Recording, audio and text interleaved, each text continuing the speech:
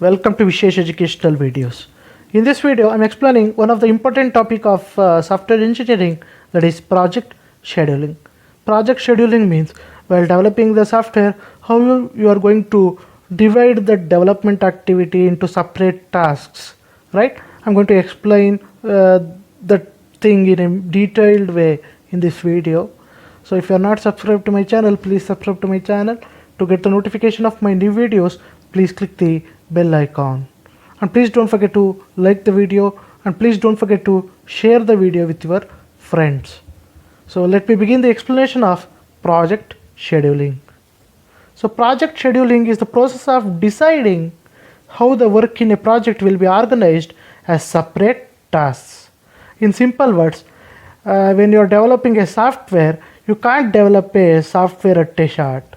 You have to develop the software by dividing the tasks. You have to divide the development activity into separate tasks. For example, if the five features are there in your software, you have to divide each features as separate tasks, and you have to develop each features individually. Hope you are understanding. You have to divide your software as a separate task, right? After dividing the software into a separate task, software development activity into a separate task, you have to include when and how this task will be executed. That information has to be included in the project scheduling report. That means you are going to divide your activity as a separate task. Along with that, you are going to tell about when to start that when to start the development, or when to end the development. Those details will also be there in the project scheduling report. Hope you are understanding. So project scheduling is the process of deciding how the work in a project will be organized as a separate tasks. So by seeing the project scheduling report, you can see which task has to be done at which time, right? So next, you estimate the calendar time needed to complete each task. If you have a scheduling report, you can easily calculate the time that is needed to complete each task, and also the effort required. And the scheduling report also gives the details about who will work on the tasks that have been identified. Hope you are understanding. When you see the scheduling report, you can come to know about the time needed to complete each task, right? And also how much effort that is needed to complete a task. Those details also be there in the scheduling report. And also who has to done which task. That means who are the people, those who are assigned for a separate task. Those details will also be there in the scheduling report, right? And also in a scheduling report, you can you can see the estimate of the resources that is needed to complete each task, such as disk space required or a server time required. Those details also will be available if you see the project scheduling report. I will take the example by the end of this video. You will understand this in a more better way. No worries, right? So how much resource needed to complete each task? All those details will be also be available in the project scheduling report, right? Now, if I say a project scheduling, what are the activities that has to be done in a project scheduling, right? So first thing, you have to split your project into tasks. I told you, at a shot you can't develop the software. You have to divide the development activity into separate tasks, and you have to assign each task into a separate people in the project team, right? So first what you have to do, you have to split the project into tasks and estimate time and resources required to complete each tasks. So your project development activity will be divided into tasks. Along with that, we have to estimate the time and resources required to complete each task. And also I have to organize the task concurrently to make optimal use of workforce. So yes, each separate persons will be allocated to separate tasks, right?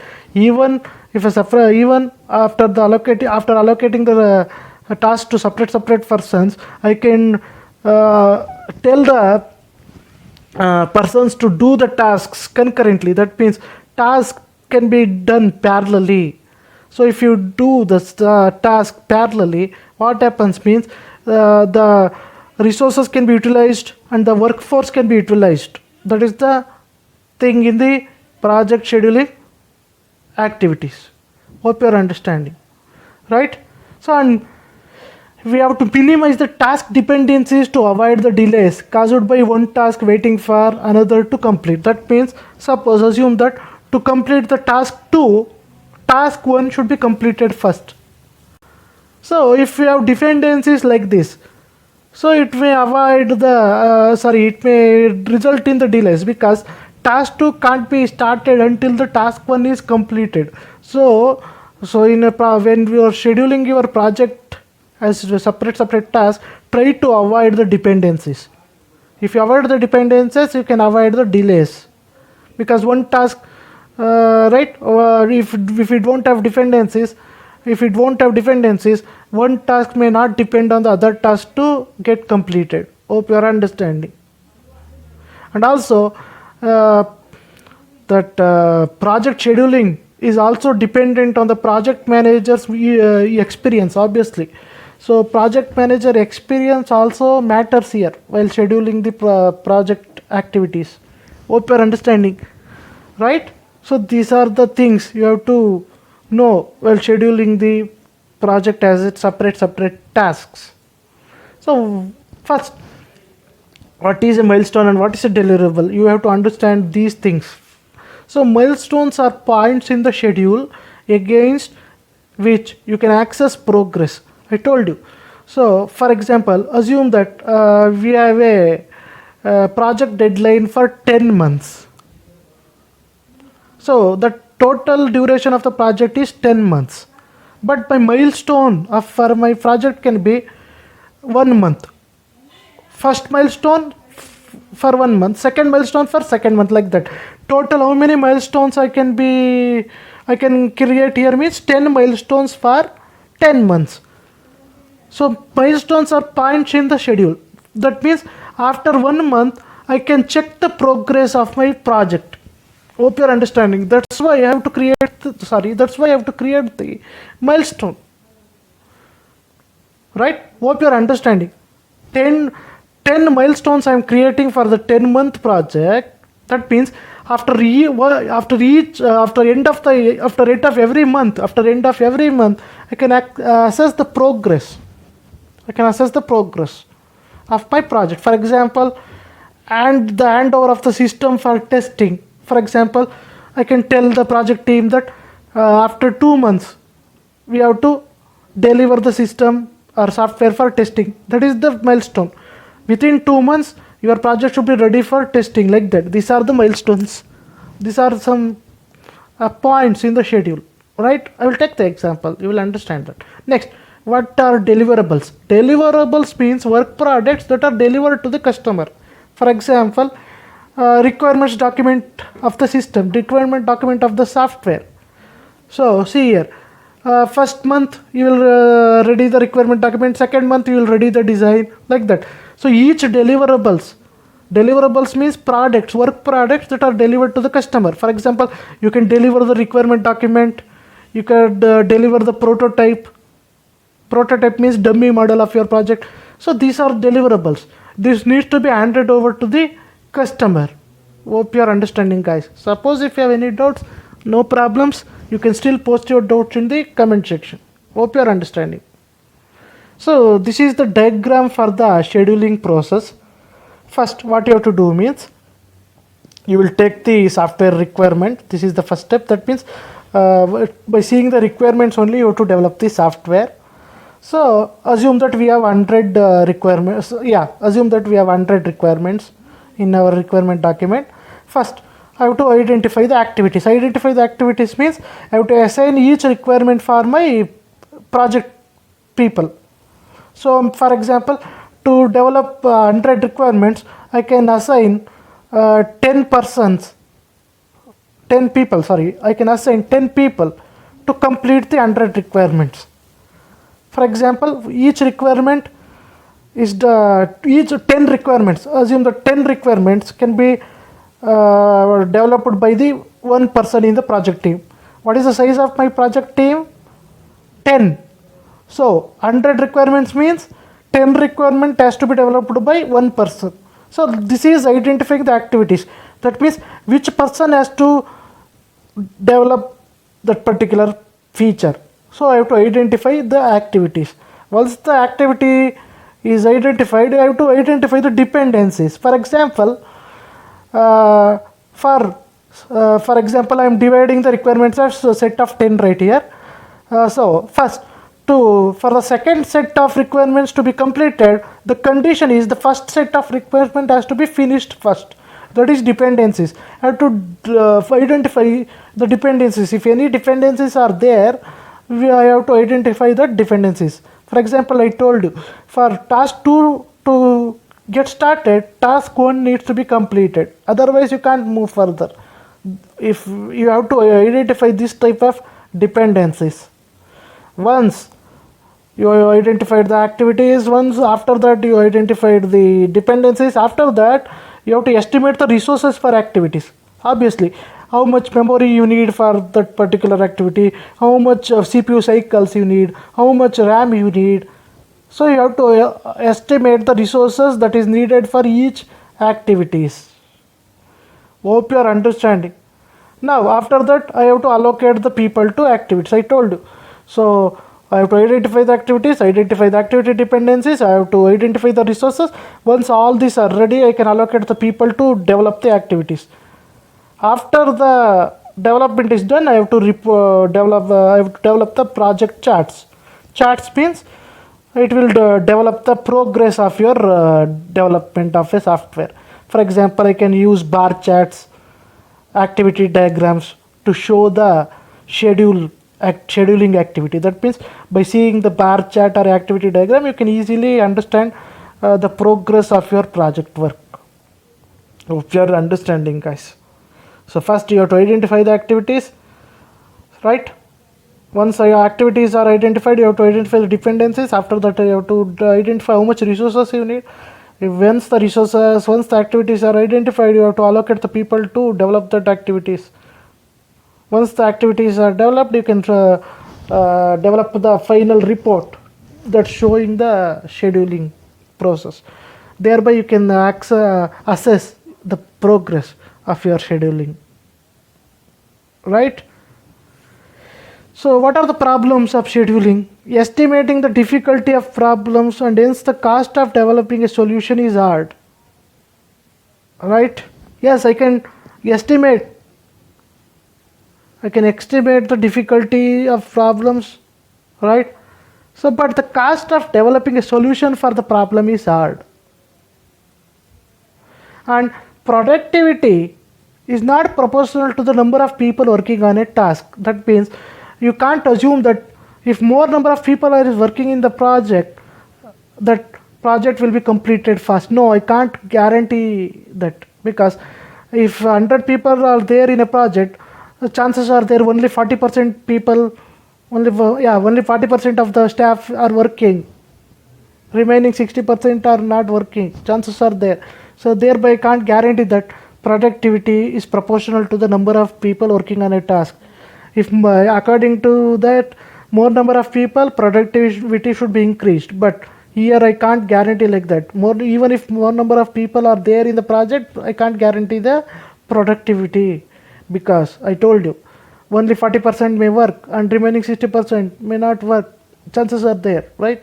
And adding people to a late project makes it later because of communication overheads, obviously.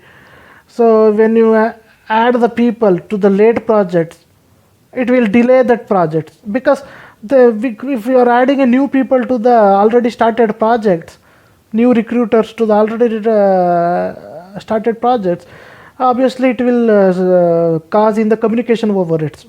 Because they don't know anything about the project, they are the newcomers. Again, they have to start from the beginning. They have to, right? That's why it will cause the communication overheads. And also, even if I scheduled everything, even if I scheduled the activities properly, the unexpected always happens. That means even If even I am planned everything perfectly, yes, I planned everything perfectly, but even after planning also, sometimes the unexpected always happens. For example, some of the employees got sick.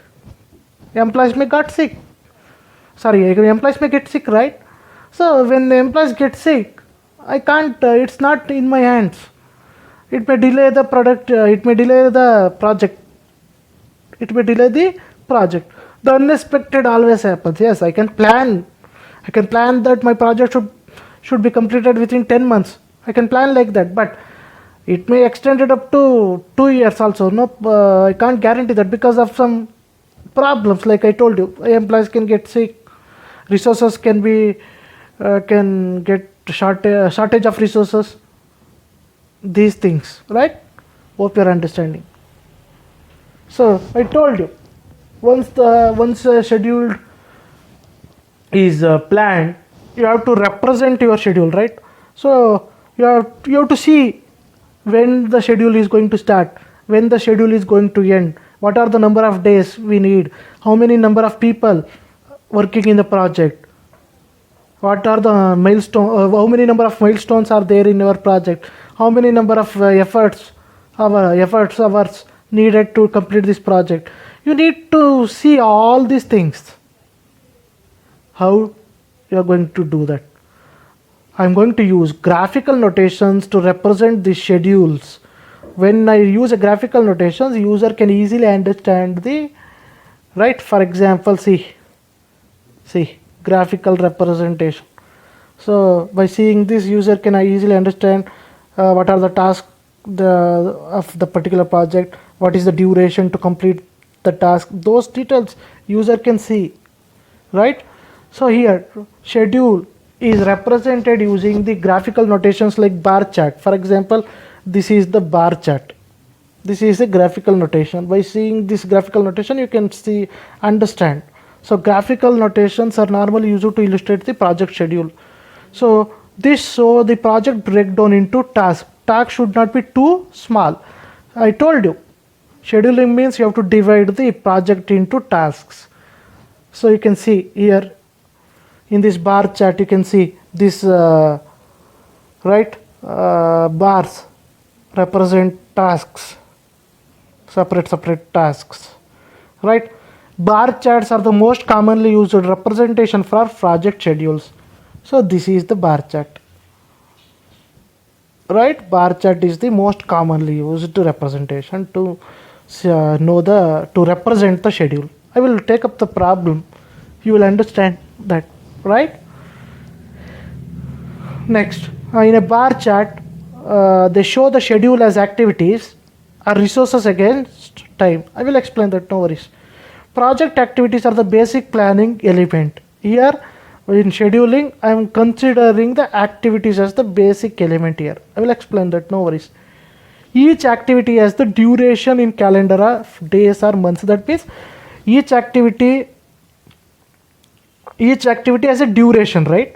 Obviously, for example, each activity should be completed within this days, like that. Duration in a calendar, days or months. I can complete the activities in days.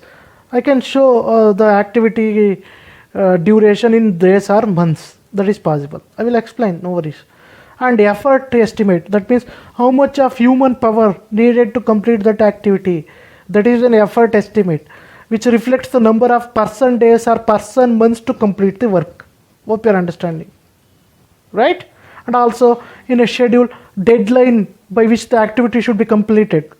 Those details will be also represented in the bar chart in the schedule, right? Deadline will also be represented. And also end point, a defined end point. This represents the tangible result of completing the activity. Hope you're understanding. The end point also needs to be defined. Hope you're understanding. Now, so I will take the example. So when I take the example, you will completely understand how the schedule is going to be represented in the bar chart like this. So this is in exam also, they will ask this problem. It is very important from the exam point of view. They will give this table exactly they will give the table like this. values will be changed, that's all, right? So they will give the table like this. This is the schedule table. So by seeing this table, you have to draw the bar chart like this. You have to draw the bar chart like this. That means the schedule is going to tell how, when to start the project, when to end the project, or how many duration that is, how much duration that is needed to complete the project, right? Now we'll take the example and I will explain this, how to write a bar chart for the particular schedule, right? So see, here we have tasks, because in a schedule I have to divide the entire project development into separate tasks. So this project contains how many tasks?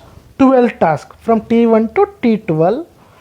And here we have the effort, that is number of percentage that is needed to complete each task. Those details are there here. For example, to complete the task T1, how much effort, how much percentage you need? 15 percentage. For to complete the task T2, 8 percentage. Like that, we have the effort details for each task.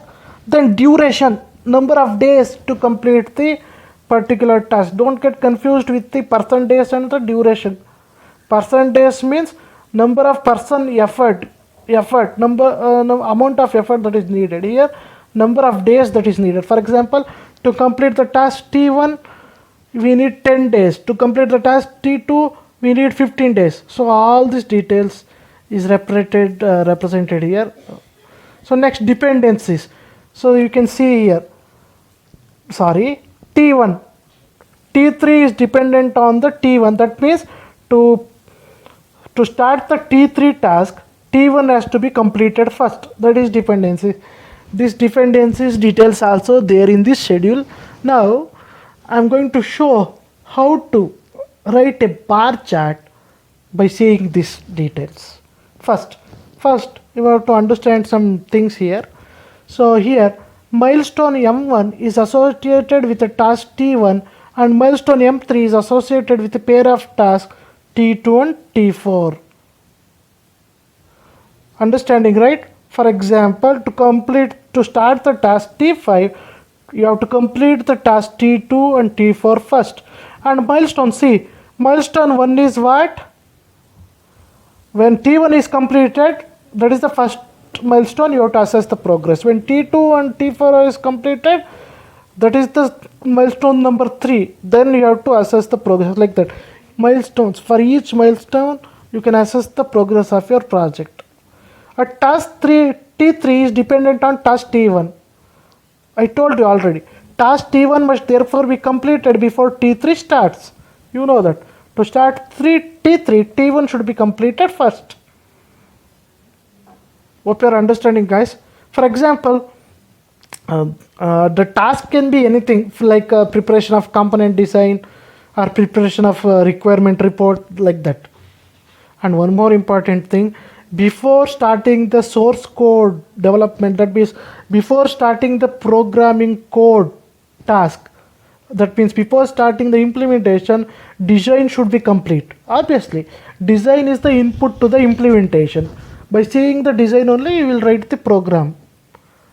That's why. Assume that task T3 is the implementation task. To start the implementation task T3, T1, that is design, should be completed first. This is just an example. Right? Hope you are understanding. Now, I will show how to write the bar chart. It's a very simple thing. And bar chart showing a project calendar and the start and finish date of the task. You can see bar chart shows the calendar and it's going to show when to start the project and when to end or finish the project. And reading from left to right, the bar chart clearly shows when task start and when task ends. See, from left to right you have to read. It is showing clearly it's showing when the tasks are starting and when the tasks are ending. And the milestones M1, M2, like that, are also shown on the bar chart. See, milestones are also shown here. I will explain, no worries. And notice that tasks that are independent are carried out in parallel. For example, task T1 and T1, T2 and T4 all start at the beginning of the project. See, T1, T2, T4 all are starting at the beginning only. That's mean parallelly tasks are right carried out. Parallelly tasks are carried out. You can start T1, T2, T4 at the same time. That will improve the performance. That will improve the performance. Now I'll explain the bar chart. Now see here first. So here week from 0 to 11. You have to write the week. Here you have to write the tasks. Here you have to write the task. First here write the weeks. Here 11 weeks I have taken. Here tasks are taken. So see that here T1, T2 dependencies. You can see task T1 can be started because no dependencies are there. Task T2 can be started because no dependencies are there. Task T3 I can't because it is dependent on T1. Task T4 I can start because no dependencies. That means I can start T1, T2 and T4 at the starting point because T1, T2 are not dependent on any other task. Other than T1, T2, T4 you can see there all the other tasks are dependent. That's why T1, T2, T4 is started at the same time. Hope you are understanding, guys. Suppose if you have any doubts, please post your doubts in the comment section. See, T1, T2, T4, these three tasks started at the beginning. Now, see. Now, check for the dependencies. T3 is dependent on T1. That means to start the T3, T1 needs to be completed first. You can see T3, T1. To start the T3, you have to find out when T1 is get completed. To start T3, when T1 is get completed, you have to find out that. See here first. So T1, what is the duration? 10 days. 10 days means how many weeks? 2 weeks. 10 days means how many weeks? 2 weeks. See. So 2 weeks. See, T1 is completed in second week. You need 2 weeks. 10 days means 2 weeks. So once the T1 is completed, you can start the T3. You can observe here. T3 started when the T1 is completed. You can observe easily. You can observe here. Hope you are understanding because I can't start T3 until the T1 finishes. So T1 finished in 10 days. That means 10 days means 2 weeks is the duration. So once the T1 is completed, I started T3. See, T2 is not dependent on anything. See. Now, next T4. T4 is not dependent. You know that T5 is dependent on T2 and T4. What is the duration of T2 and T4? T2 3 weeks, T4 2 weeks. Right? T2 3 weeks, T4 2 weeks. See, T2 3 weeks. See, T4 2 weeks. See. Hope you are understanding. Next, T5. 2 weeks, but dependency is there. To start the T5, T2 and T4 needs to be completed. That is milestone 3 also. That means you have to assess the progress. That is the milestone point. So see, T5. To start the T5, T2 and T4 needs to be completed. See, T5 is started when T2 and T4 is completed. See, T4 is completed in the second week, but T2 is completed in the third week. That's why T5 is started from the third week. You can see easily, you can see T5 is started from the third week. And what is the duration of the T5? 10 days, that is 2 weeks. That is, it is started in the third week. It has to end with the, see, 5th week. 10 days means 2 weeks. Hope you're getting, guys. Hope you're getting. In the same way, T6. What is the duration? 5 days. That is 5 days means within 1 week. 1 week. Duration 1 week. But T6 is dependent on T1 and T2. See, T1 completed in 2nd week. T2 completed in 3rd week. So T6 is started in the 3rd week. You can observe. Next, T7. T7 is dependent on T1. So T1 is completed in 2nd week. So T7 should start from 2nd week. See, T7 should start from 2nd week. What is the duration of T7? 20 days. That means how many? 3 weeks. 2 to 3, 5. See, sorry, 4 weeks. 1, 2, 3, 4 weeks. Hope you are getting. Next, T8. T8, how many days? 25. 25 means how many weeks? 4 weeks. But dependent on T4. See, T4 is completed on 2nd week. So I am starting T8. You can observe that each your tasks are executed parallelly. So what is the duration? 4 weeks. Sorry, 5 weeks. See, 25. Hope you're understanding, guys. Hope you're understanding, right? Next, T9. T9, 15 days. T3, T6. See, after completion of T6, I'm starting T9. Duration 3 weeks. Duration 3 weeks. Obviously, 15 days means it will become as 3rd week, because for a week 7 days. 14, 2 weeks. After 2 weeks, there is one day is there. Even if it's a 1 day, it will considered as a week. Next, T10. Again, 3 weeks. See. But what is when to start T10? After T8. See. Because it is dependent on T7 and T8. T7 is completed on 6th week. T8 is completed on 7th week. That's why T10 should be started after the 7th week. Hope you are getting, guys. It is very simple. T11. What is the duration? 10. 10 means 2 weeks.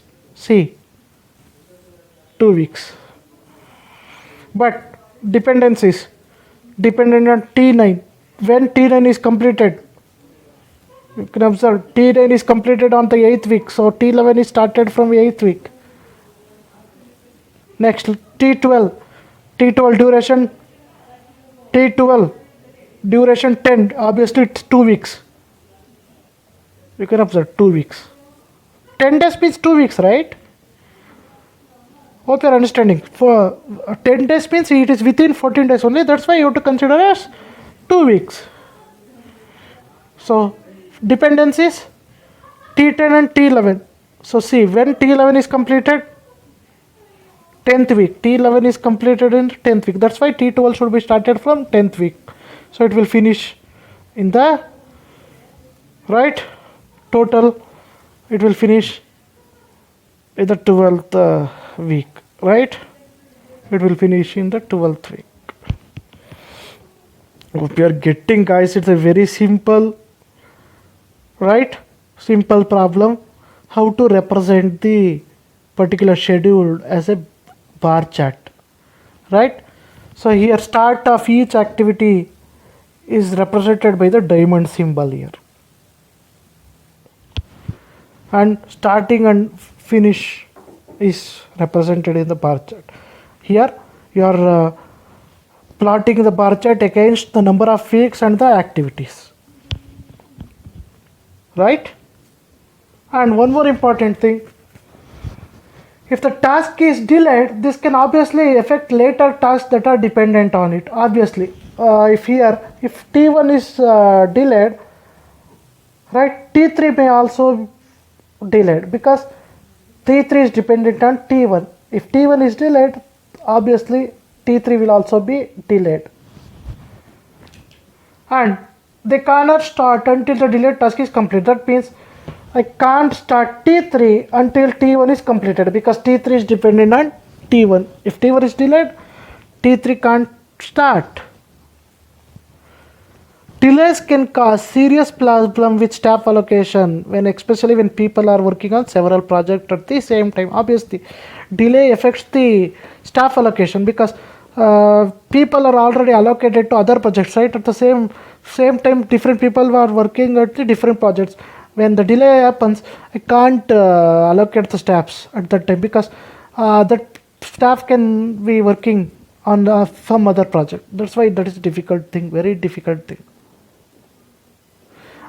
Sometimes if the task is delayed, what you can do means you can allocate the people of that particular task that is delayed to other work, because otherwise that people simply they has to sit otherwise. That's why if the task is delayed, you can allocate the people that is allocated to the delayed task can be assigned to some other work, right? See here, this is showing that, right? For example, this is showing the bar chart of the individual employee. See here, Jane is working for task T1 from the first starting to task T1 up to second week. Task T3 is working on task T3 from second week to fifth week. What I am trying to say is, see, one persons are allocated to different tasks. That's why if any task is delayed, it will affect all the other tasks, right guys? Right? So to complete the task, if any delay happens, so it may take longer time to complete that particular task, right? Hope you're understanding, right? And one more important thing, if a person is assigned to a particular project, you can't change that person to, you can't once he is when the person is assigned for a particular project, if the particular task is for a particular task, if the task is delayed, you can assign that person to the different task, right? After that, again you can't reassign that person to the original task. You can't do that because he will be busy in the newly allocated task. That's why it is difficult for allocating the same person to the old task is difficult, right? So that's it guys. Hope you understood the concept. Suppose if you have any doubts, you can post your doubts in the comment section. Thank you for watching the video.